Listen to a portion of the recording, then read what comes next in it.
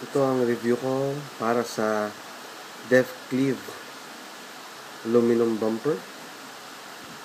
Defcleave for iPhone 4 and 4S. Kahit anong version pwede. At ang Element Case Vapor Pro Chroma. Ito. Unahin natin buksan ng Defcleave muna. So, Defcleave. So, ang kasama niya ay ang bumper. Pinili ko ay ang color black.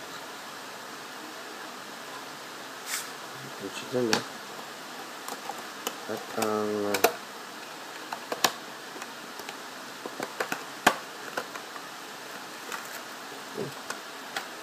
lagay lang natin ang plastic muna sa ayan. Meron siyang kasamang rubber padding, Allen wrench, yung lock key niya, at dalawang extra screws. So, hindi naman na importante, so hindi ko na ilalabas. Sa case na ito, ang mas stylish siya kung ang hinahanap nyo ay ang pagiging sexy ng phone. Kung gusto nyo talagang maibang itsura, I would recommend this bumper kasi unang-una, sobrang ganda ng pagkaka-cut ng mga gilid. Sobrang may iba talaga itsura ng iPhone 4 or 4S nyo. So, ayun. Ang one thing lang na napansin ko, lalo na pag nasa bahay ako, ay ang reception. RF, or ang radio frequency niya.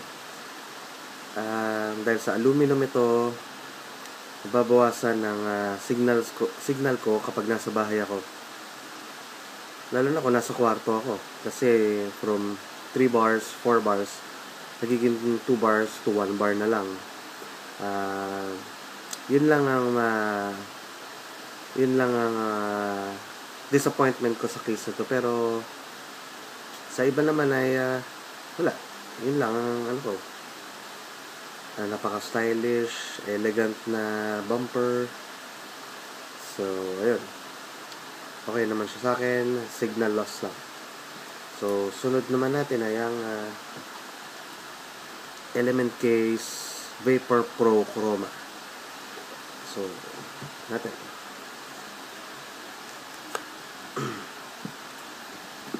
Ito ay ipat ko muna. Ang package nito mas maganda, syempre, dahil mas mahal siya. Tsaka mas marami siyang accessories. First off,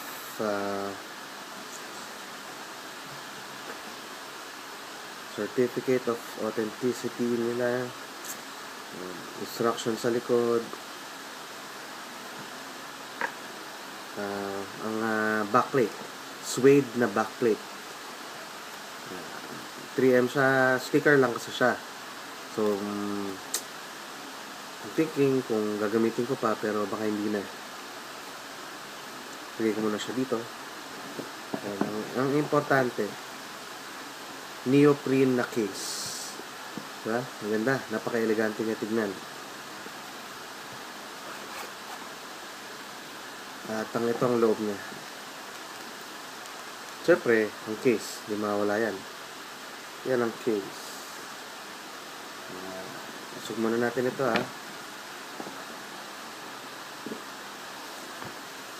Ito yung case. Pinili ko ay blue. Pakita ko ang tools niya. Yung kanina, normal na Allen wrench lang. Ito kakaiba to. Pwede siyang gawing keychain. Kasi ito na yung butas na malaki. Pwede siyang lagyan ng ring para isukbit sa keychain. At ang astig pa dito ay nakita niyo yung dalawang maliit na butas. Yan. Pwede yung lagyan ng screw. Kasi meron siyang dalawang yan dalawang extra na screw. In case na mawala nyo, at least may extra kayo.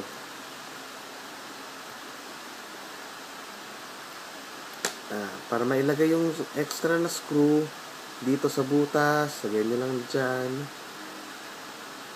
Para in case na mawala nga, mahanap nyo. Kasi may kapamalit.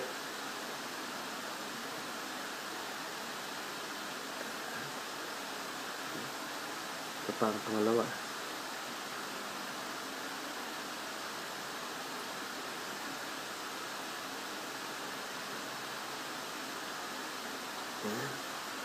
So, nandun na siya. Diba? Ayos? So, enough with this. Di pa tayo sa case.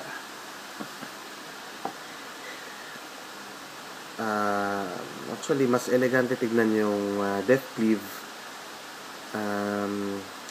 Pero, malaki yung pinagkaiba nila. First, maraming butas yung gilid na to.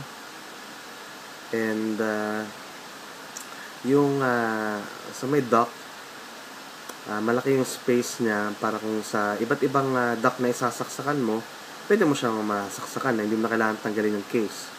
Diba? Tsaka dito sa gilid, isang malaki na lang siya na open space. Kasi para pwede siya sa iPhone 4 or iPhone 4S. Ang kinagandahan nito, kaya nagusto ko to ay itong gilid na to, RF polycarbonate. Kaya gusto ko to kasi hindi na siya nawawala ng signal, hindi na siya nagkakaroon ng signal loss. So kahit saan ako magpunta, kahit hindi ko natanggalin ito, hindi siya mawala ng signal. So ayan, para sa Vapor Pro Chroma, yung sa depth cleave. Depth cleave